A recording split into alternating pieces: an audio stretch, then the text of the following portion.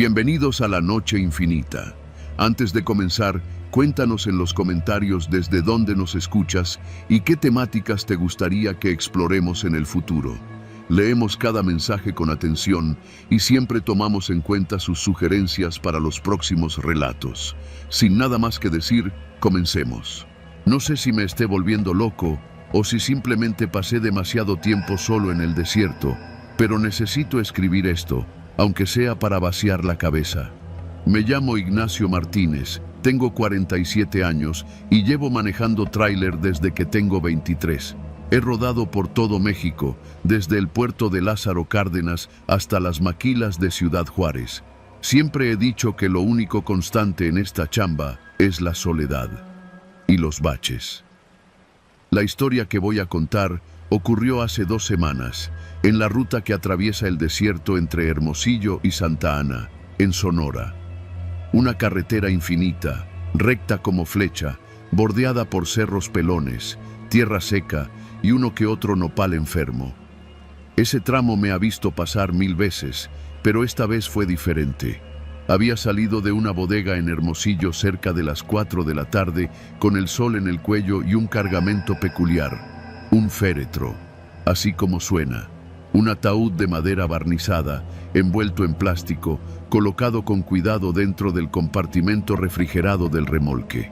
La empresa que me contrató era funeraria, con sede en Mexicali, y me dijeron que el cuerpo era de un paisano que murió en un accidente allá en Guerrero. Su familia quería enterrarlo en su tierra natal, un pueblo en Baja California. Nada raro, pensé, cosas que pasan. No me preguntes por qué acepté, tal vez porque pagaban el doble por la urgencia, tal vez por ese tipo de orgullo tonto que uno carga como trailero viejo. A mí nada me asusta. Lo único que me pidieron fue que no me detuviera, que llegara al amanecer y que firmara un documento diciendo que no abriría el remolque por ningún motivo. A las 6:30 ya me estaba metiendo de lleno al desierto. El calor comenzaba a caer y el cielo se iba pintando de ese naranja que parece fuego. Mi única compañía era el rugido del motor, el zumbido del aire acondicionado y de vez en cuando alguna canción norteña en la radio. No había señal de celular, ni luces, ni autos, ni alma alguna. La primera hora pasó sin novedad, pero como a las 8 empecé a sentir algo raro. No miedo, todavía no, más bien incomodidad. No podía explicarlo, como si algo estuviera fuera de lugar. En una de esas, apagué el radio. Pensé que necesitaba silencio para despejar la mente, pero fue peor. El silencio del desierto no es como el de la ciudad. No es una ausencia de ruido, es un zumbido sordo, constante, que se mete en los oídos y empieza a jugar con tu cabeza. Fue ahí, cuando ya no escuchaba otra cosa que el traqueteo de las llantas, que empecé a hablar. Al principio solo murmullos, cosas como, vamos bien, faltan unas horas. Me di cuenta de que lo hacía para no sentirme tan solo. Pero luego, sin darme cuenta, empecé a hablarle al muerto. ¿Vas cómodo allá atrás, compa? Lo dije como broma, pero al momento me sentí un poco estúpido. Me reí solo.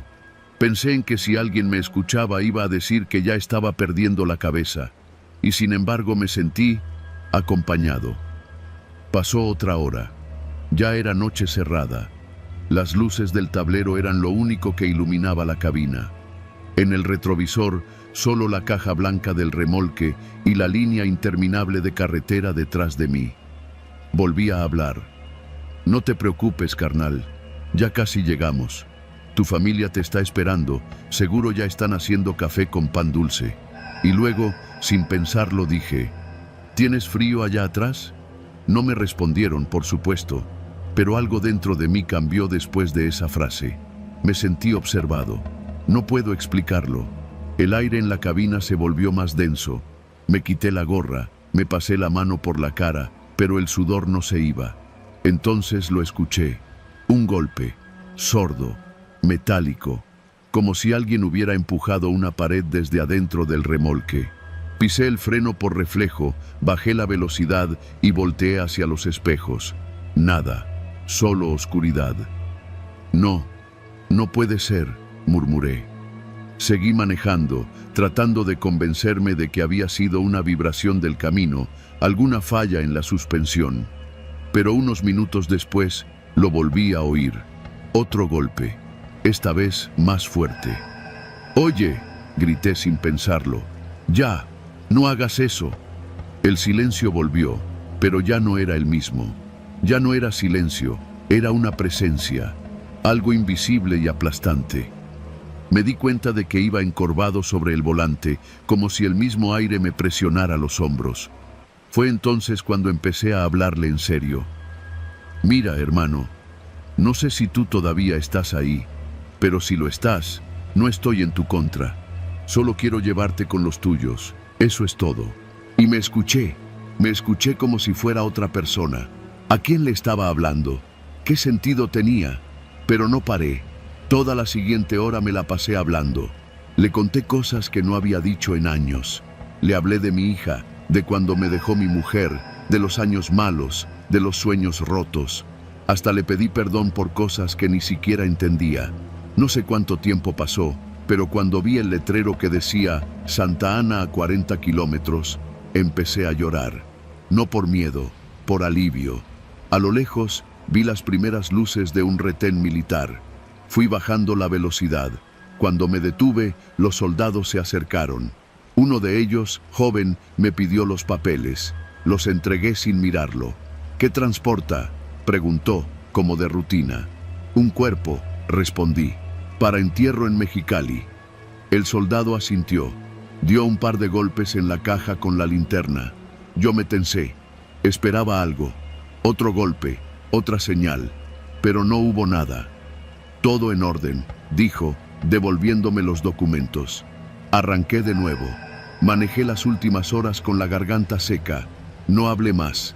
No sentí nada. Solo manejé. Llegué a Mexicali a las 6:20. Entregué el remolque en una funeraria pequeña, con fachada color crema. Me recibió un señor mayor, con los ojos hinchados de tanto llorar. Me dio las gracias como si yo hubiera hecho algo más que manejar. Yo solo asentí. No le dije nada. Esa noche dormí en un hotel de paso, sin ruido, sin luces, sin nadie. Solo yo. Pero aún en sueños, sentía que el muerto seguía conmigo. No como un fantasma, no como un espíritu, sino como una parte de mí. Como si al hablarle, algo de él se hubiera quedado dentro. Como si ahora, cada vez que me suba a la cabina, él se sentara a mi lado. Y lo más extraño es que no me molesta, porque por primera vez en mucho tiempo no me siento solo.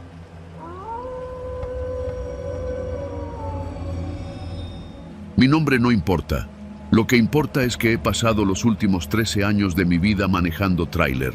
Carreteras, casetas, el calor del desierto, los retenes, las noches sin dormir. Todo eso es parte de mi rutina. Soy originario de Gómez Palacio, Durango, pero desde hace años vivo en Nuevo Laredo, donde tengo una pequeña casa de lámina. Trabajo cruzando mercancía, a veces legal, a veces no tanto. Uno hace lo que tiene que hacer para vivir. Lo que voy a contar sucedió una madrugada, hace poco más de 2 años, pero hasta hoy me atrevo a hablar. No es por miedo a la ley. Es otra clase de miedo. Uno que te deja helado aunque estés en el desierto de Sonora. Aquel viaje empezó como cualquier otro. Me contactó un tipo que conocí a través de otro trailero en el cruce de Colombia. Me dijo que necesitaba mover mercancía humana, así la llamó.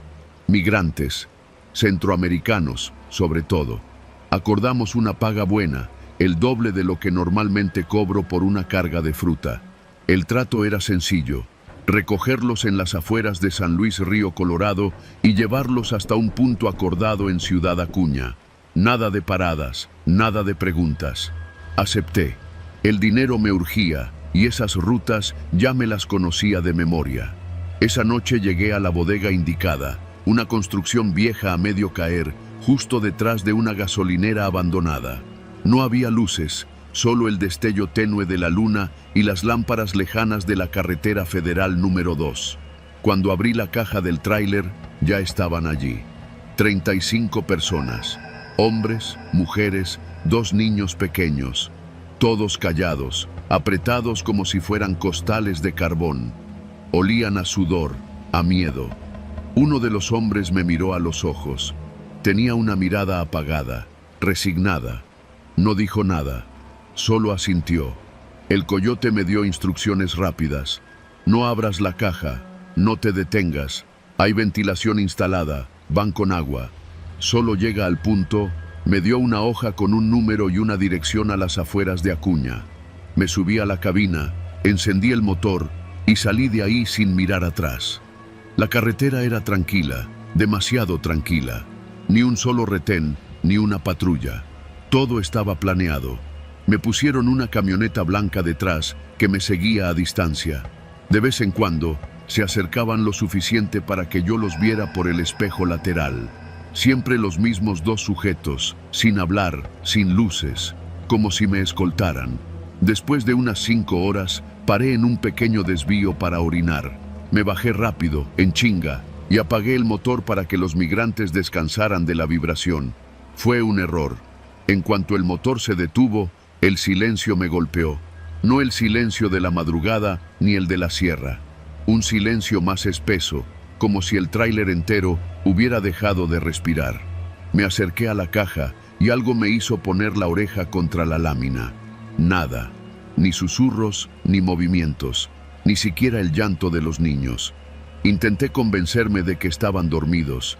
35 personas, agotadas, dormidas al mismo tiempo. Pero algo no cuadraba. Encendí el motor otra vez y el rugido del diésel me trajo un poco de consuelo. Seguí el camino. Me faltaban 3 horas. Pero entonces, en la siguiente curva, me encontré con una patrulla federal, detenida a un lado del camino. El copiloto me hizo señales para que pasara. No me detuvieron, solo me miraron.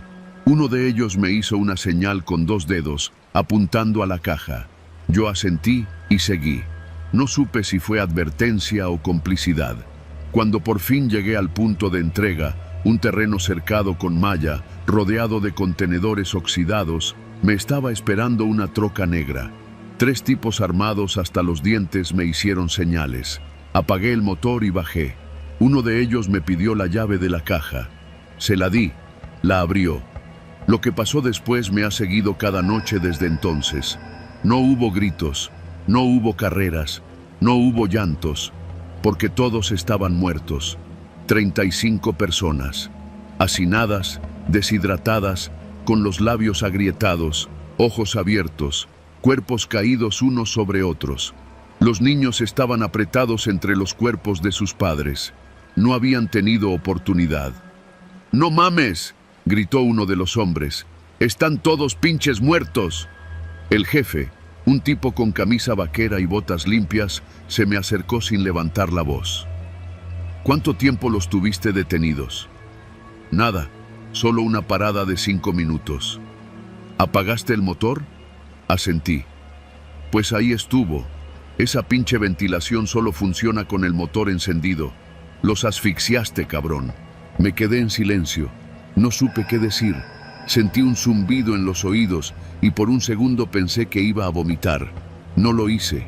El tipo me miró con desprecio, pero sin rabia. Tenemos que moverlos igual. ¿Los vas a llevar o no? ¿Cómo que moverlos? Hay que entregarlos. Si no llegan, hay pedo con los de arriba. Ya se pagó por cada cabeza. Nadie va a revisar si están vivos o no. No, yo no puedo. Él sacó una pistola y la sostuvo en la mano. No me la apuntó, pero tampoco la bajó. Tú decides. O te vas con el camión o te vas con ellos. Me tomó un segundo decidir. Me subí al tráiler.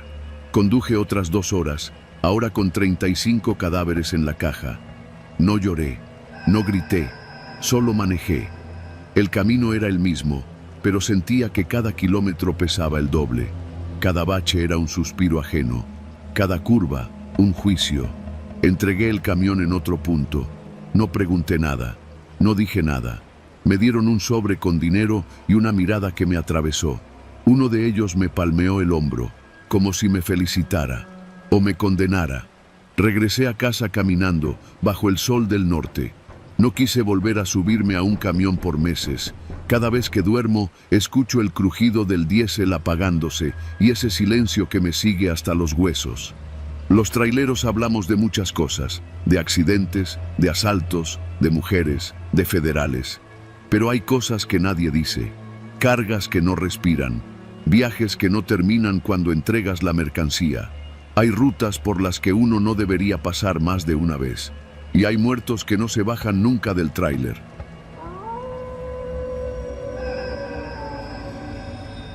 Soy trailero desde hace más de 20 años. He recorrido casi todo el país, de frontera a frontera, de puerto a sierra, pasando por todo tipo de caminos, autopistas de cuota, libramientos nuevos, carreteras federales destrozadas y rutas que apenas aparecen en los mapas.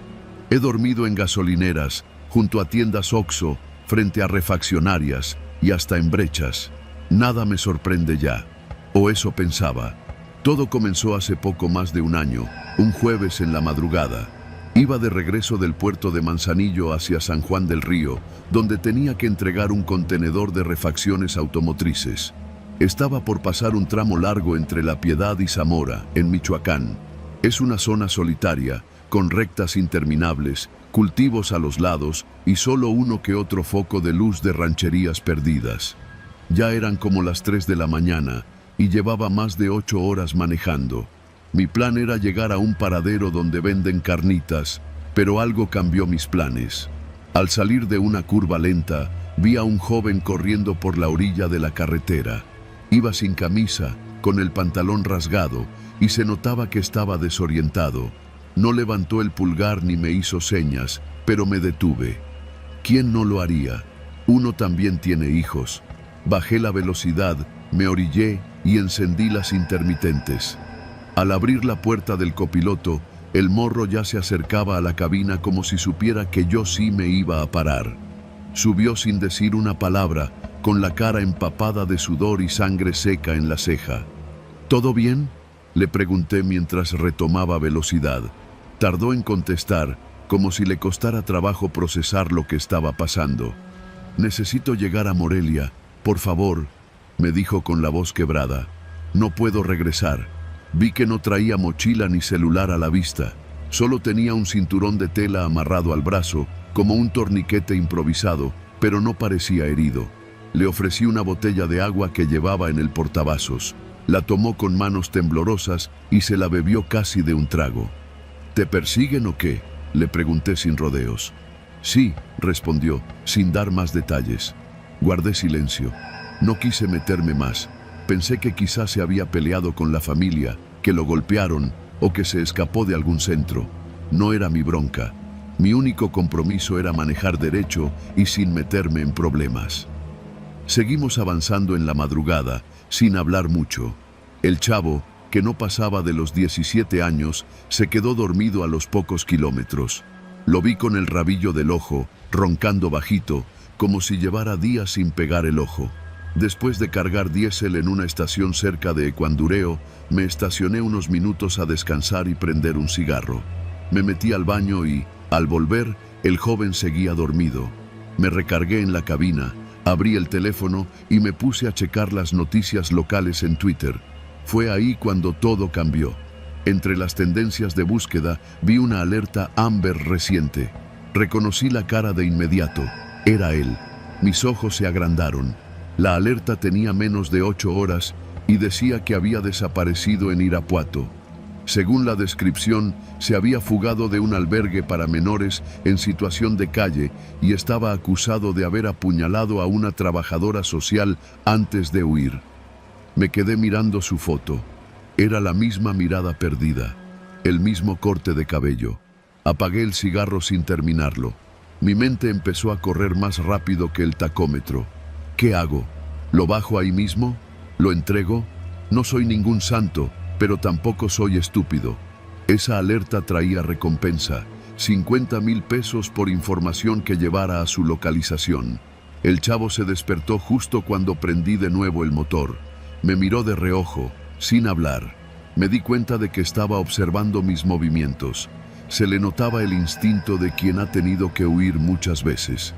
¿Tienes hambre?, Le pregunté, para romper el hielo. Un poco, respondió con voz débil. Hay un Oxxo a 20 kilómetros. Paramos ahí y compras algo, le dije, sin quitar la vista del camino. Pero ya tenía un plan. Mientras él dormía, mandé un mensaje anónimo desde un número prepago que usaba para emergencias. Di mi ubicación aproximada, describí la situación y agregué: el joven de la alerta Amber está conmigo. Va hacia Morelia. Soy trailero. Si hay recompensa, contáctenme. La respuesta no tardó ni 20 minutos. Un número desconocido me escribió por WhatsApp. Hay recompensa. Lo necesitamos con vida. Indique el lugar de entrega. Pensé en parar en una base de la Guardia Nacional, pero algo me detuvo. No sé si fue la ambición o el miedo. ¿Y si el mensaje no venía de la policía? ¿Y si la recompensa era otra cosa? Al llegar al Oxxo, fingí que iba al baño. Dejé al chavo comprando algo de comer y salí por la parte trasera de la tienda. Llamé al número que me había escrito. Lo tengo conmigo. ¿Dónde lo quieren? Una voz seca y cortante me respondió. Soy trailero desde hace más de 20 años. He recorrido casi todo el país, de frontera a frontera, de puerto. 3 kilómetros adelante hay una brecha. A un lado de un árbol seco, te vamos a estar esperando. Llega en menos de media hora. Colgué. Volví al tráiler y subí sin decir nada. El chavo traía una bolsa de pan dulce y un jugo. Gracias, murmuró. Manejé en silencio, siguiendo las instrucciones. Me orillé exactamente donde me indicaron. La brecha estaba polvosa, oscura. Un tsuru blanco salió de entre los matorrales. Se estacionó frente al tráiler. El joven se puso tenso. ¿Quiénes son? No sé, preguntaré, le dije, bajando sin mirarlo. 2 hombres bajaron del coche. Uno traía chamarra táctica, el otro pantalón de mezclilla con una pistola a la vista. ¿Él es?, preguntó uno. Sí, ahí está, respondí, señalando la cabina. ¿Y tú qué quieres?, me preguntó el que parecía al mando. Lo de la recompensa, contesté sin titubear. Me lanzó un sobre manila. Lo abrí. Había billetes. No los conté. Solo asentí. Lárgate. Esto no lo viste. Regresé al tráiler. Pero cuando me subí, el morro ya no estaba en su asiento. La puerta del copiloto estaba abierta. Antes de que pudiera reaccionar, lo vi corriendo campo adentro, como alma que lleva el diablo. Los 2 tipos corrieron tras él. Se escucharon gritos, un disparo seco, y luego, nada. El tsuru regresó solo. Uno de los hombres, sudando, me lanzó una mirada helada. Ya estuvo. Vete. No dije nada. Arranqué. Pasé el resto de la noche manejando, sin parar, hasta llegar al siguiente retén. Nunca supe si lo atraparon. Nunca volví a recibir otro mensaje. Solo supe que en las noticias, la alerta Amber se desactivó una semana después. Decían que el joven había sido localizado. Nada más. A veces por las noches, mientras manejo en alguna recta vacía, me acuerdo de su cara. Y me pregunto si esa sangre seca en su ceja era suya o de alguien más. Desde entonces, cada vez que alguien me hace la parada en la carretera, no me detengo. No importa si es de noche, no importa si parece herido, no importa si llora, yo ya pagué mi deuda.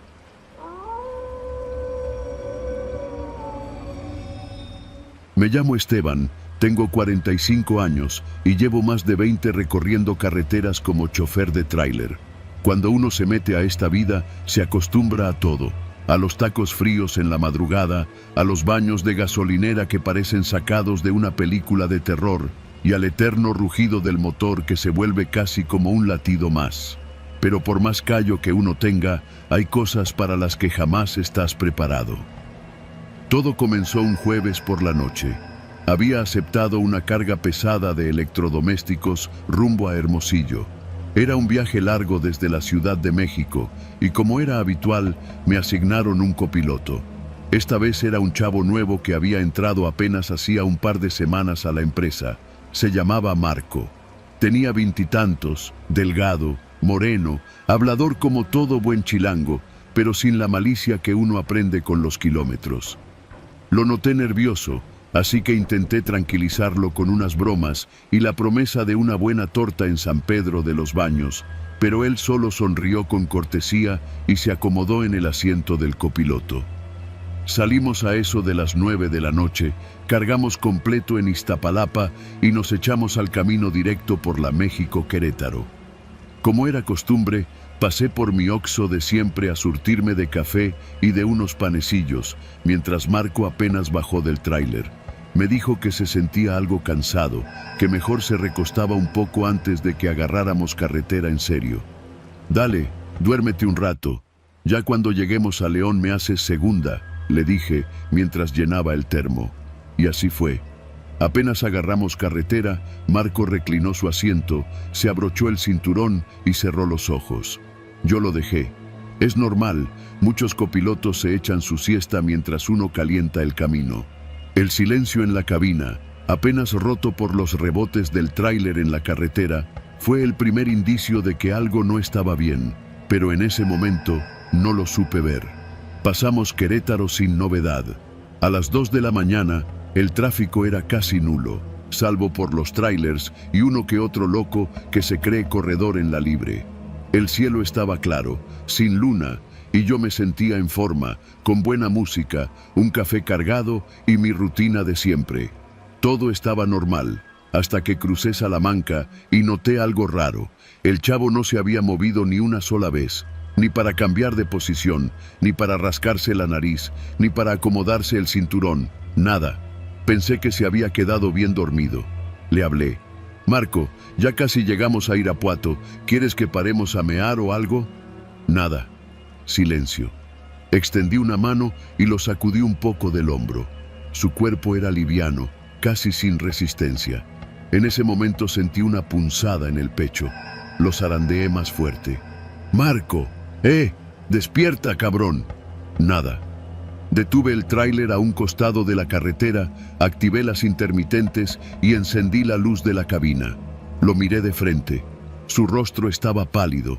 No había color en los labios. Los ojos cerrados, la piel fría, fría como si llevara horas así. Me temblaron las manos, le tocó el cuello, no sentí pulso, puse 2 dedos en la muñeca, tampoco, me congelé, me quedé ahí, junto al cuerpo, sin saber qué hacer. Llevábamos más de 5 horas en carretera y ese cabrón llevaba muerto casi todo el trayecto. Llamé a emergencias con las manos temblorosas. El operador me pidió que me calmara, que diera mi ubicación exacta. Le dije que estaba entre Irapuato y León, a unos 10 minutos de la caseta. Me dijo que mandaría una patrulla y una ambulancia, pero que tardarían. Le pregunté qué debía hacer. Me dijo que no tocara el cuerpo. Colgué y me bajé de la cabina. El frío de la madrugada me golpeó de inmediato. Saqué un cigarro del bolsillo y lo encendí con dedos torpes. No sabía qué pensar. ¿Cómo demonios no me di cuenta? ¿Cómo alguien puede morirse a tu lado y tú seguir como si nada? A los 15 minutos llegaron los federales. 2 patrullas, una ambulancia y un paramédico que confirmó lo que ya sabía. El chico estaba muerto.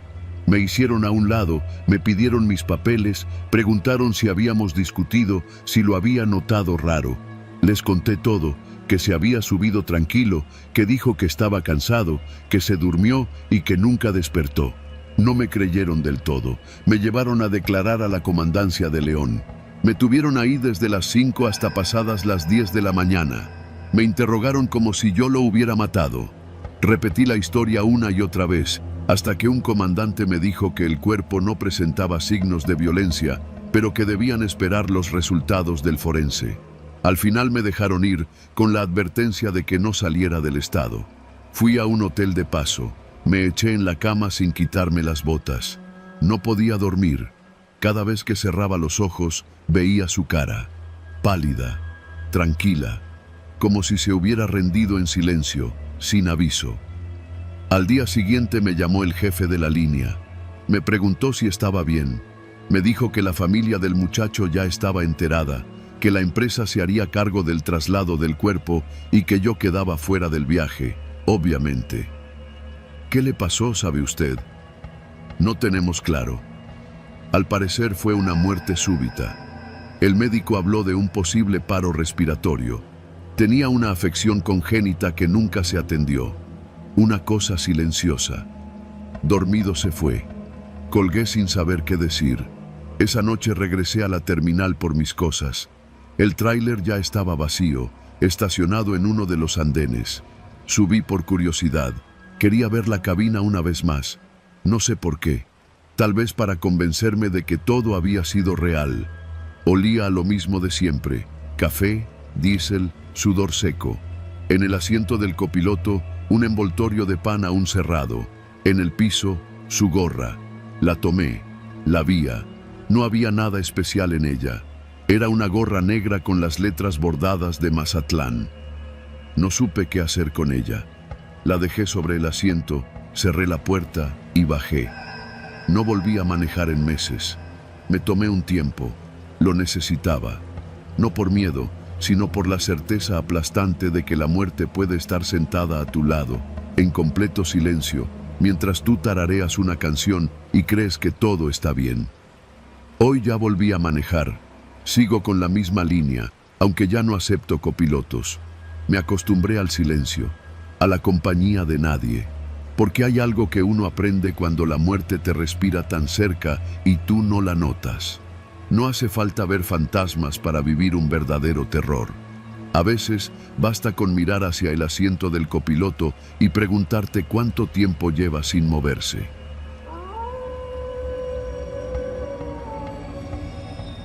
Me llamo Esteban, tengo 48 años y desde los 19 he trabajado como chofer de pipa, transportando combustible por todo el norte de México. No tengo muchas cosas que presumir en la vida. No terminé la prepa, no tengo hijos y mi exmujer me dejó hace más de 10 años, cansada de que yo durmiera más en una cabina que en nuestra cama. No la culpo. Conozco las carreteras de Sonora, Coahuila, Nuevo León y Tamaulipas como la palma de mi mano. Sé dónde están los retenes, dónde hay baches que te revientan la suspensión y en qué pueblos puedes echarte un taco sin que te cobren como si fuera restaurante de Monterrey. Pero si me preguntas en qué punto exacto se me empezó a descomponer el alma, no sabría decirte. Tal vez en ese kilómetro 43, rumbo a Sabinas, donde empecé a hacer las cosas que no se cuentan en voz alta. Todo empezó con una llamada. «Compadre», me dijo Leo, un viejo conocido del gremio que alguna vez trabajó en Pemex y luego se metió en cosas turbias. ¿Quieres sacarle jugo a esas rutas largas? Yo ya sabía por dónde iba. ¿Estás hablando de ordeñar la pipa?, pregunté. Nada que ver con eso. No se trata de quitarle, se trata de entregarla 2 veces. Me citó en un paradero entre Monclova y Nueva Rosita, donde los traileros suelen echarse un lonche y hablar de lo que pasa en la carretera. Leo llegó manejando una pickup vieja, con la defensa trasera caída. Se bajó con esa sonrisa de coyote que siempre lo ha caracterizado. «No hay que ser tan obvios», dijo. «Aquí no estamos hablando de robarle a la empresa. Lo que yo te propongo es que, de vez en cuando, no llegues». No entendí de inmediato. Entonces me lo explicó con calma, como si fuera un maestro enseñándole a un niño torpe. Las pipas no están vigiladas todo el tiempo. Algunas traen GPS, sí, pero hay tramos sin señal. Si tú te accidentas en uno de esos tramos, nadie sabrá en ese momento qué pasó. Si lo manejas bien, puedes desaparecer la unidad unas horas. Luego dices que tuviste una volcadura, que te quedaste sin frenos. Algo creíble. Mientras tanto, un camión gemelo viene, se lleva el combustible, tú regresas con la pipa vacía, haces la denuncia y todos felices. No dije nada durante un rato. Pedí un café y lo miré mientras le daba vueltas con la cuchara. Él no me presionó, solo me dejó su número y un sobre con 10,000 pesos en billetes de 500. «Para que pienses mejor», dijo. Tardé 2 semanas en decidirme. La presión económica me estaba ahorcando. Debía casi 3 meses de renta, mi camioneta estaba parada por falta de clutch y me habían bajado el sueldo con la excusa de ajustes de presupuesto. A eso súmale que mi jefe me trataba como si yo fuera desechable. La primera vez fingí que un tráiler me había cerrado el paso. Me salí del camino, Dejé marcas de llanta en la terracería, abrí el cofre y desconecté el GPS. Luego, en una brecha a 10 kilómetros del kilómetro 43, descargaron los 8.000 litros. Me pagaron en efectivo, 40.000 pesos, el doble de lo que ganaba en un mes. Lo demás fue solo teatro. Hice un reporte, inventé una historia verosímil. Incluso me raspé los brazos para que se viera más creíble. Nadie sospechó. Me dieron unos días de descanso y al volver a la ruta, todo seguía igual. Y entonces la cosa escaló. Leo empezó a llamarme más seguido. Me decía que había clientes esperando combustible, que lo mío se estaba volviendo una mina de oro para todos. Me ofrecían el triple si entregaba todo el tanque. No medio, no parcial, todo. El problema era que la empresa empezó a poner más atención a los accidentes. En un tramo entre Castaños y Progreso, me dijeron que iban a empezar a revisar bitácoras, a rastrear llamadas, a verificar tiempos de llegada. Se me acababa el margen de maniobra. Fue cuando Leo me propuso el siguiente paso. ¿Estás dispuesto a hacer lo necesario para que parezca real?, preguntó. Lo miré sin entender. Me refiero a que alguien vaya contigo, un copiloto. Que cuando tengas el accidente no salgas solo del camión, que haya sangre, que haya una historia sólida. Si hay un muerto en la escena, nadie va a pensar que fue un truco. ¿Me explico? No respondí. Sentí un nudo en el estómago, pero no dije que no. Pasaron 3 semanas hasta que me animé. Me dieron la ruta a Saltillo, con paso por el tramo desértico rumbo a San Buenaventura. Leo me entregó un hombre, un migrante. Dijo que era hondureño, que andaba buscando llegar a Estados Unidos, que no tenía papeles y que estaba dispuesto a hacer lo que sea por una lana. Le dijeron que se ganaría 3.000 pesos si me acompañaba como copiloto para un asunto sencillo. Él aceptó sin chistar. Era un tipo flaco, moreno, joven. No hablaba mucho, se llamaba José, o al menos eso dijo. Durante el camino le ofrecí comida, cigarros, agua. Solo aceptó el agua. Se le notaba el hambre, pero también el miedo. Sentí algo de compasión por él, pero cuando llegamos al kilómetro 43, donde había una curva cerrada sin señal de radio ni cámaras, apagué el motor y bajé. Le dije que se bajara también, que íbamos a revisar las llantas. Cuando volteó, lo empujé con todas mis fuerzas. Cayó de espaldas y se golpeó la cabeza con una roca. No se levantó, sangraba. No sé si murió en ese instante o minutos después. No quise comprobarlo. Lo arrastré hasta un claro entre los mezquites, lo cubrí con ramas y lo dejé allí. Regresé al camión y lo recosté a propósito en una zanja, lo justo para que pareciera un accidente sin que se dañara la estructura. Desconecté el GPS. Llamé a Leo. En menos de 1 hora llegaron con otra pipa. Se llevaron el combustible. Ese fue el primero. Después de eso, vinieron otros. Gente sin papeles, recién salidos del penal, vatos a los que nadie extrañaría. Nunca fui un asesino, pero con cada entrega me convencía de que era la única forma. Me volvía más frío, más metódico, más profesional. Cada cuerpo lo dejaba entre los matorrales, no lejos de la carretera, pero lo suficiente para que nadie los encontrara pronto. Y si los hallaban, serían un NN más. Alguien sin nombre, sin historia, solo una cifra. Me volví bueno ocultando cosas. A los ojos de los demás, era solo otro chofer, cumplido, puntual, responsable. Incluso me ofrecieron un ascenso. Lo rechacé. Prefería seguir en ruta, en movimiento, en lo que sabía hacer. Pero uno nunca puede correr para siempre. Una noche, transportando combustible de Reynosa a Monterrey, recibí una llamada inesperada. Era del número de Leo, pero la voz no era suya. Esteban, ¿te acuerdas de José? Tragué saliva. ¿Quién habla? Su hermano. Me quedé en silencio. Te vi, te seguí, sé lo que haces. Colgó. Esa noche no dormí. Revisé el retrovisor 1000 veces. Sentía que cada sombra era alguien que venía por mí, que el pasado me había alcanzado. En los días siguientes recibí fotos. de los sitios donde había dejado los cuerpos, de las marcas en el suelo, de las placas de mi pipa, de mi rostro bajando a los migrantes. No hubo amenaza, no hubo petición de dinero, solo silencio. Hasta hoy. Estoy escribiendo esto en un motel de paso, cerca de la carretera a Torreón. No he vuelto a ver a Leo, ni a los clientes, ni a nadie. La última carga que llevé la entregué completa. Ya no tengo nada que ocultar. Tal vez mañana me encuentren, tal vez alguien decida que ya cumplí mi tiempo, o tal vez viva otros 20 años con el peso de mis decisiones encima. Lo único que sé es que ese kilómetro 43, ese pedazo olvidado de carretera entre polvo y mezquites, me sigue esperando. Como si supiera que algún día voy a regresar, pero esta vez sin gasolina, sin cómplices, sin regreso.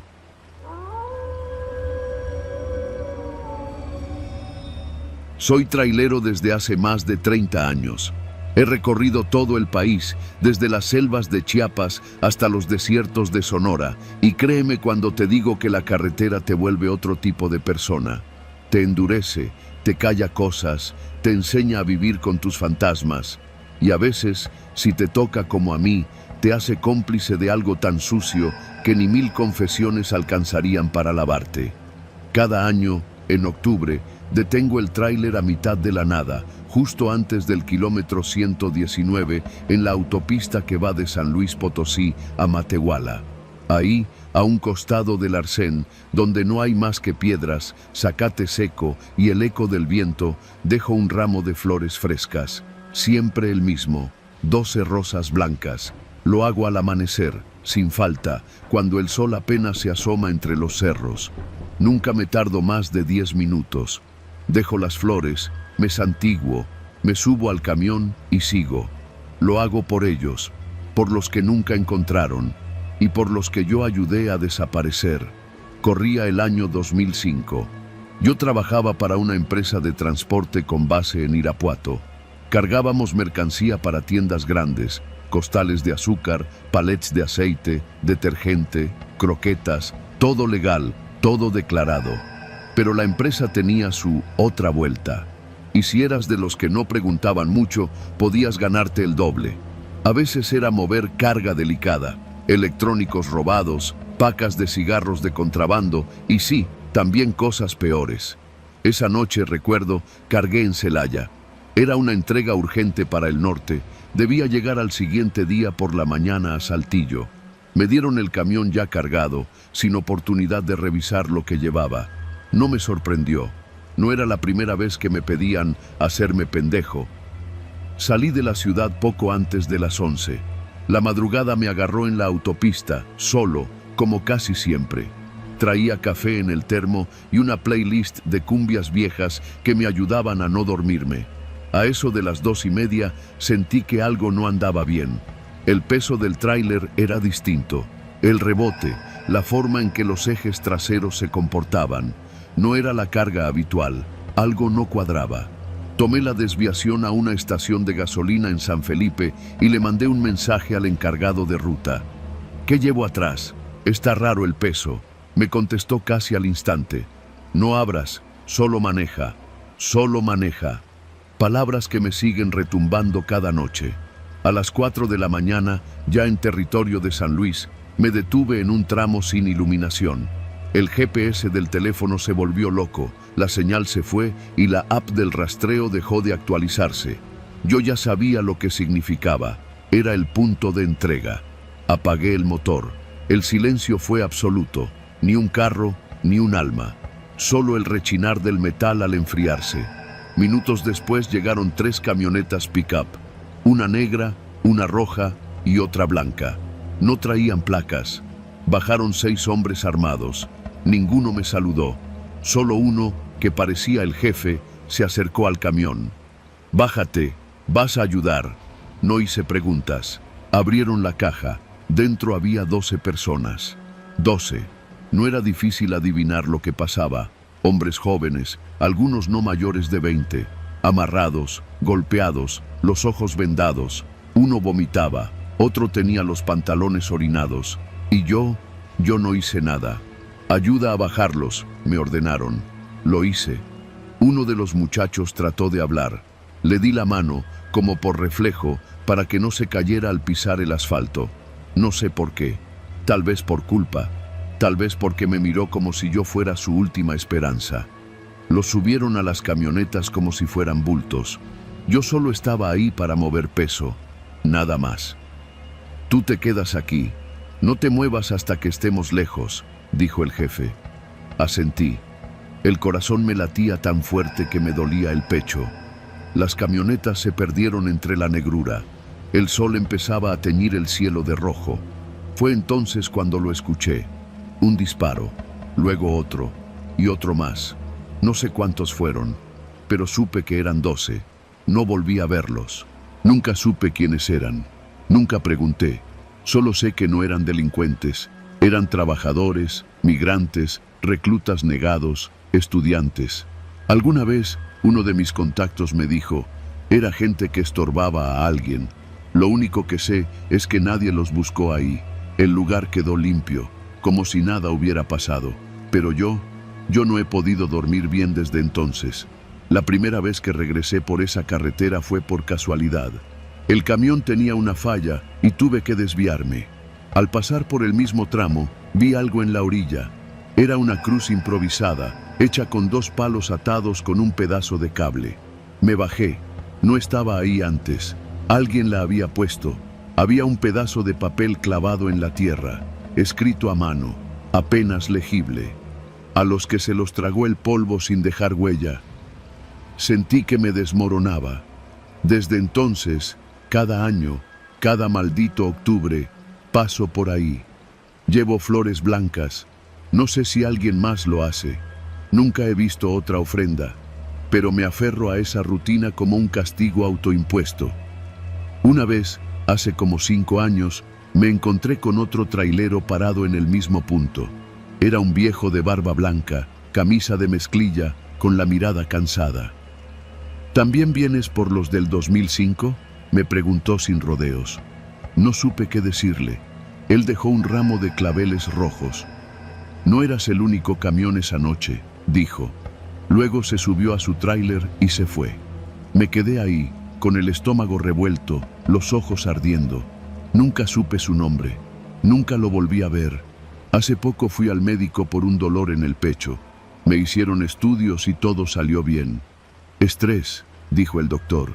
Yo no le dije que cada octubre sueño con las caras de aquellos 12, que cada madrugada de carretera creo escuchar gritos que ya no existen. Un compañero me dijo una vez que ya era hora de perdonarme. No puedo, no quiero, porque si me perdono, los olvido, y ellos merecen al menos que los recuerde. Por eso, cada año, el mismo ramo, las mismas 12 rosas, al mismo tiempo, en el mismo punto. Para los que mataron, para los que yo ayudé a matar, para los que nunca encontraron.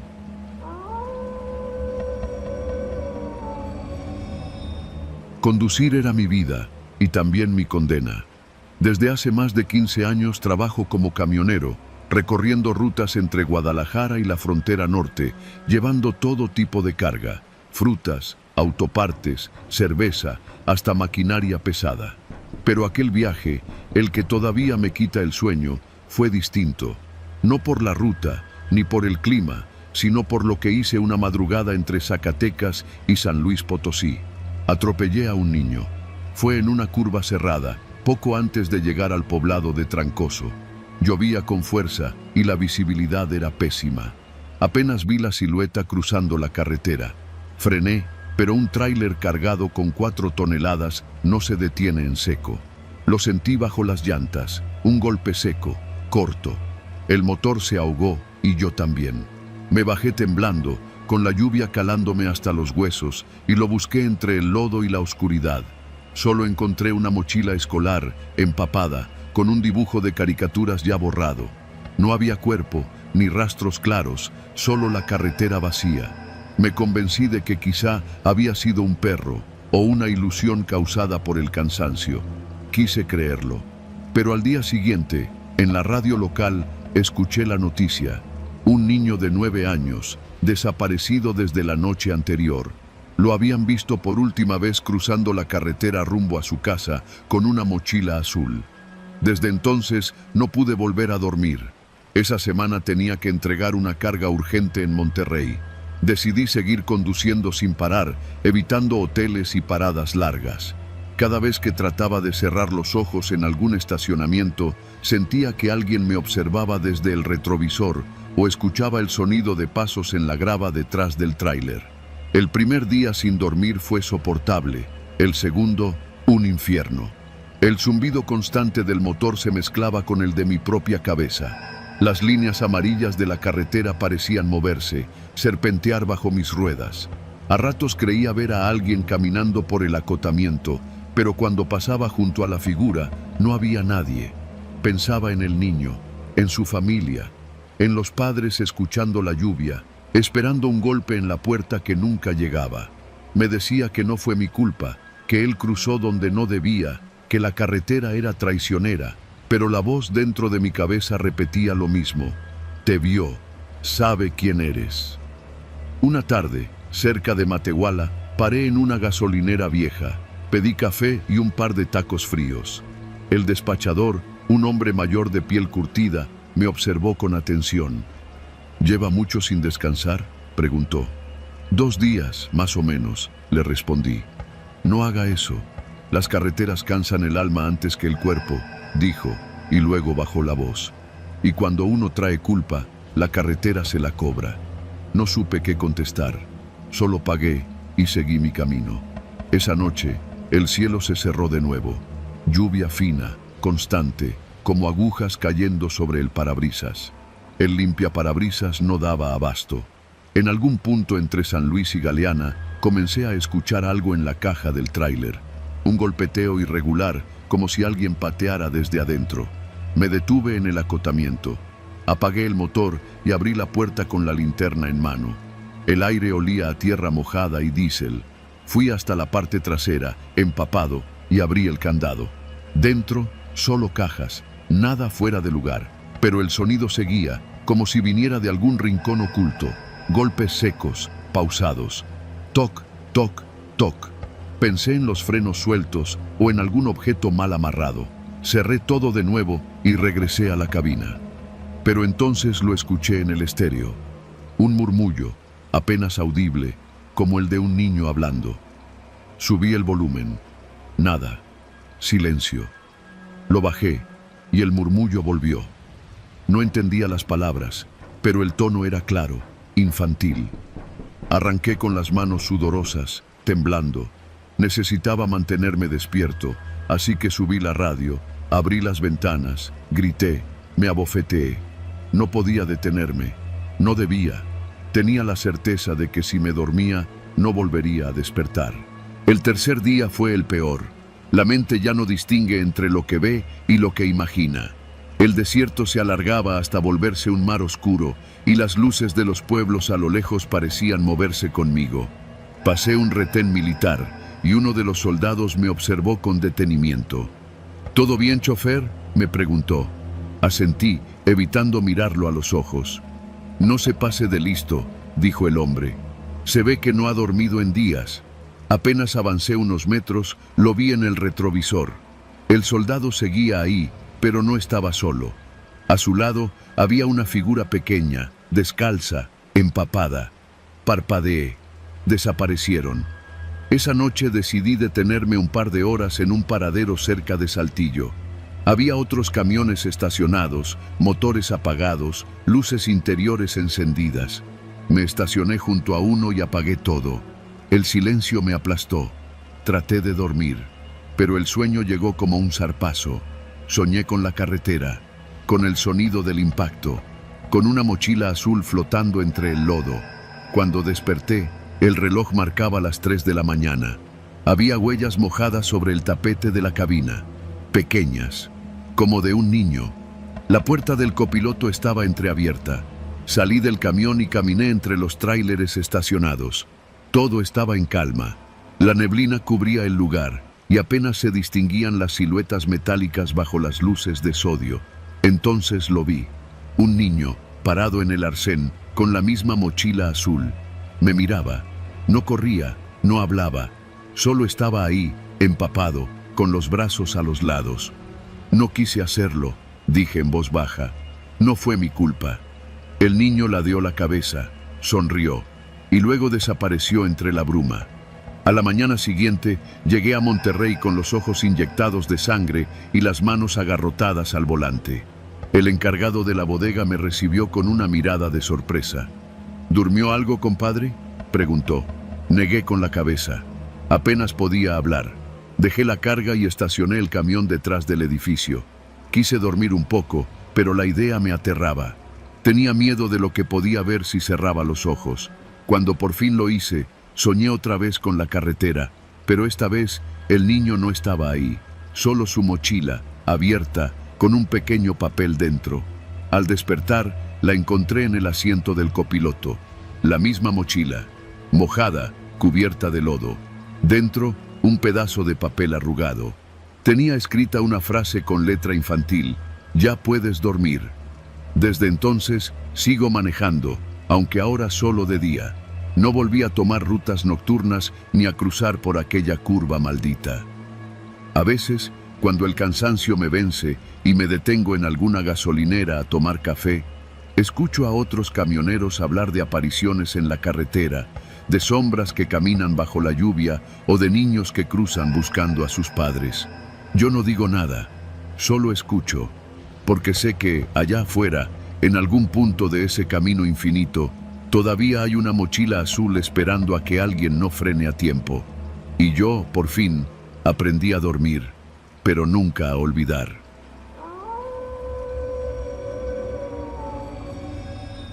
Me llamo Iván Aguilar. Tengo 42 años y llevo más de la mitad de mi vida al volante. Soy chofer de tráiler, ruta nacional. He cruzado todo México, de sur a norte, de frontera a frontera.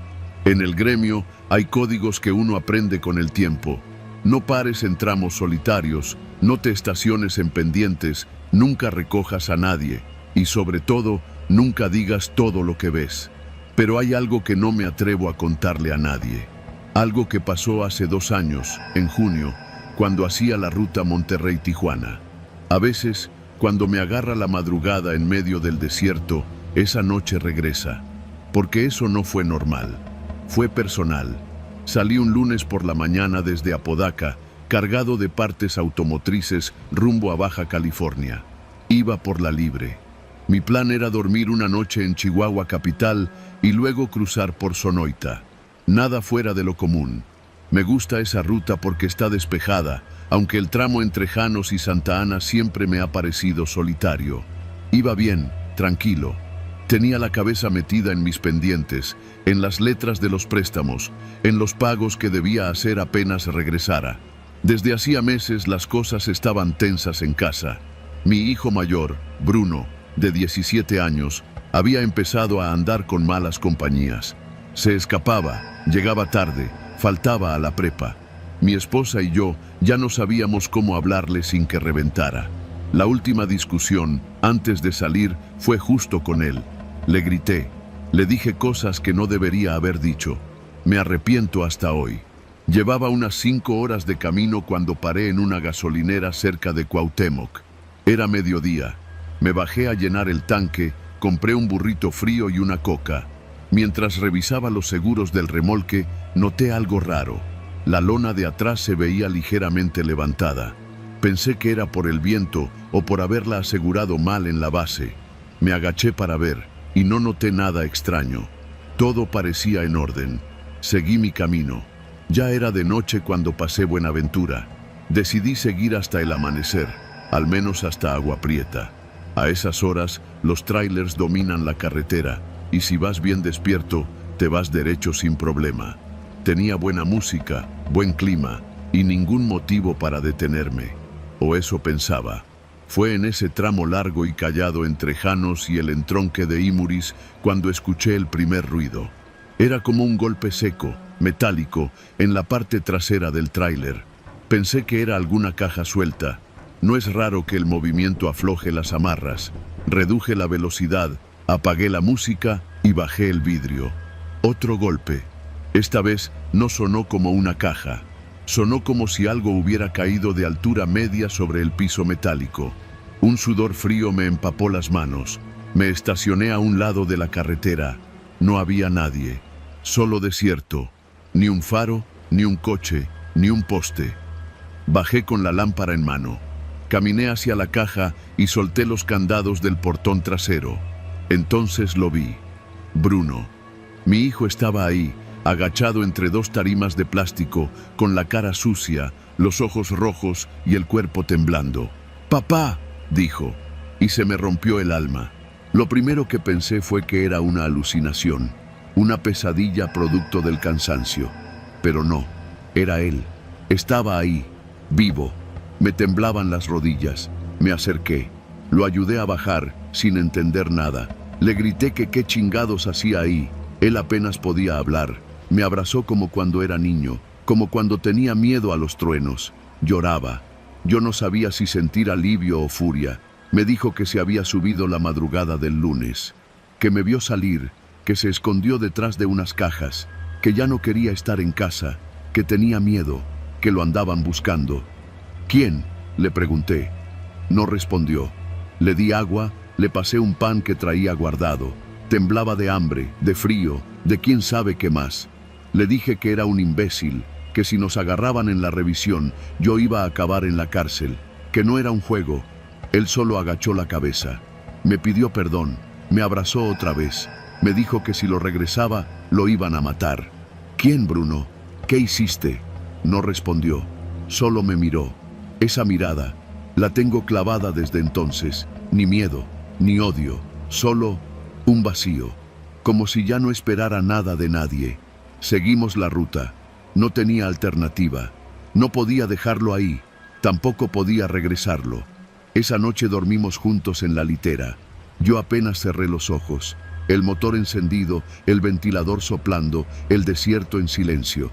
A las 5 de la mañana seguimos rodando. En Agua Prieta paré a cargar diésel. Él se quedó escondido. Le compré comida y un suéter. Nadie nos vio. Hasta ese punto, todo era miedo. Miedo de que nos detuvieran. Miedo de que se escapara. Miedo de lo que había hecho. Pero lo que pasó después, eso es lo que no le he contado a nadie. Era el tercer día. Íbamos ya por San Luis Río Colorado. Yo estaba agotado. Decidí parar en un estacionamiento de trailers para dormir un rato. Hacía calor. Estacioné al fondo, en una sombra improvisada entre dos tractocamiones estacionados. Le dije a Bruno que no saliera, que si lo veía alguien, todo se iba a ir al carajo. Entré a los baños a lavarme la cara. Me tardé unos 15 minutos. Cuando regresé, el camión estaba abierto, la puerta del copiloto. La caja seguía cerrada, pero la puerta delantera estaba abierta, y Bruno no estaba. Grité su nombre. Nada. Busqué entre los baños. Pregunté a los guardias. Nadie lo había visto. Me metí al tráiler y revisé la cabina. Entonces lo vi. Sobre el tablero había un sobre doblado. Lo abrí con las manos temblando. Dentro había un billete de 200 pesos, una nota escrita a mano y una cadena de acero con una cruz oxidada. La nota decía: «Papá, no me busques. Ya me encontraron. Perdóname por todo». Me senté en el asiento. Las manos me sudaban. Leí la nota 10 veces. No entendía nada. Miré alrededor. El estacionamiento seguía igual, pero mi hijo ya no estaba. Lo busqué. Pasé el resto del día preguntando en cada caseta, en cada Oxxo, en cada tienda del camino. Fui al Ministerio Público de Mexicali. Levanté un reporte. Les di su foto. Les dije que era mi hijo y que había desaparecido. No dije la verdad. No dije que venía escondido. No dije que había huido de algo. No dije nada, porque en mi corazón yo sabía que alguien ya lo estaba esperando. Pasaron 2 años. Nunca supe más. El número que usaba estaba muerto. Ningún amigo dio razón.